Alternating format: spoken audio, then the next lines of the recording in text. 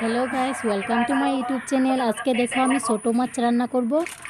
দেখো এখন আমি পেঁয়াজ কুচি করে নিচ্ছি। আজকে আমি পেঁয়াজ, কাঁচা লঙ্কা আর রসুন বাটা দিয়ে ছোটো মাছ রান্না করব। আমি দা দিয়ে পেঁয়াজ কুচি করে নিই।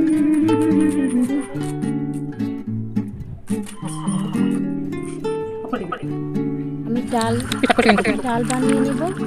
চাল ধুয়ে নিচ্ছি। এখন প্রথমে ভাত আর ডালটা বানিয়ে নিব।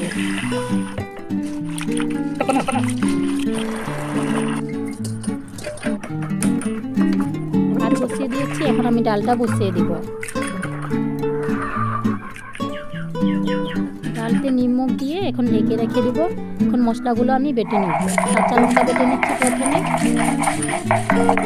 মিক্সির বাটাতে মশলা বাটি। তোমরা তো কি জানি মিক্সিতে বাটো, তাই না?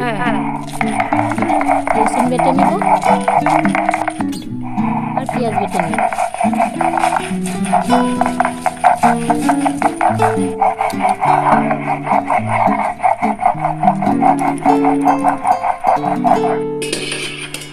এখন আমি ডালটা দেখব সিদ্ধ হয়েছে কিনা। এখন আমি মাছটা মশলার সাথে মিক্স করে নেব।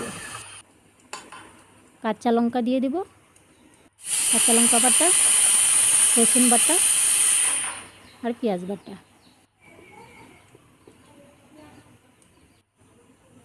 হলুদ দিয়ে দিব অল্প করে, মাস্টার্ড অয়েল দিয়ে দেব, সরষের তেল। আর এখন নিমখ দিয়ে দিব স্বাদ মতো। তোমরা স্বাদ মতো নিমখ দিয়ে দিবে। এখন পেঁয়াজ দিয়ে দিব আর মাছগুলোকে মিক্স করে নেব।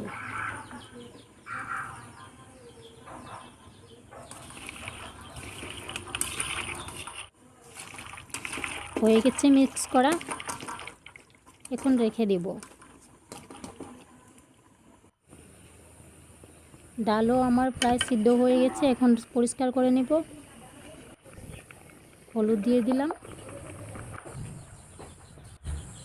কাঁচা লঙ্কাটা দিয়ে দিয়েছিলাম, ওটা দেখায়নি। এখন আমি ডালটা সোমবার দিয়ে দেব।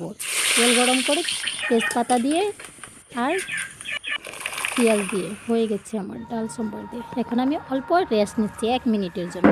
এই যে দেখো আমার টিকো আর টিকো তো ঘুমিয়ে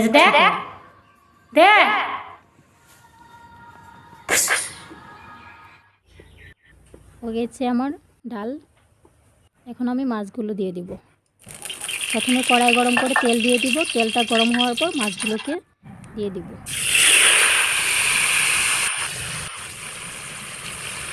অল্প সরিয়ে নিব। এখানে এখন অল্প জল দিয়ে দিব, জল দিয়ে ঢেকে দেব।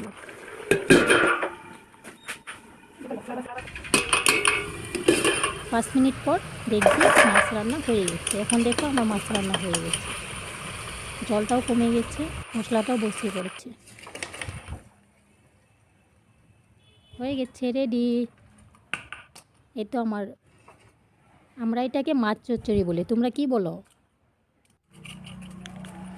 দেখো কি দারুণ লাগছে।